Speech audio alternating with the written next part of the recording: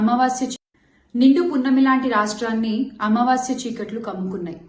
ఆడపిల్లలు అర్ధరాత్రి స్వేచ్ఛగా బయటకు తిరిగే ఈ దేశంలో ఒక్క ఆంధ్రప్రదేశ్ మాత్రం ఎటుపోతోంది?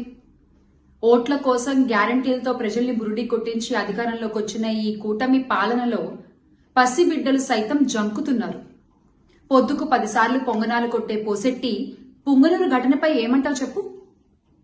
అన్నయ్య అన్నావంటే ఎదురవనా అంటూ ప్రచారాల సమయంలో సినిమా డైలాగులు కొట్టి అధికారంలోకి వచ్చిన ఇప్పటి నాయకులు జరుగుతున్న అఘాయిత్యాలపై, అత్యాచారాలపై నోరు మెదపరేం సామి? రామరాజ్యాన్ని రావణ కాష్టంగా మార్చినటువంటి ఈ కూటమి పాలనలో ఆడపిల్లలకి రక్షణ లేకపోవడం అనేది సిగ్గుచేటు. మాకు మా ఆడపిల్లల మాన ప్రాణాలే ముఖ్యం. బాబుగారు, మీ సొంత జిల్లాలో ఇంత జరిగితే, ఇంత ఘోరం జరిగితే, ఇంత అఘాయిత్యం జరిగితే మీకేం అనిపించట్లేదా అండి?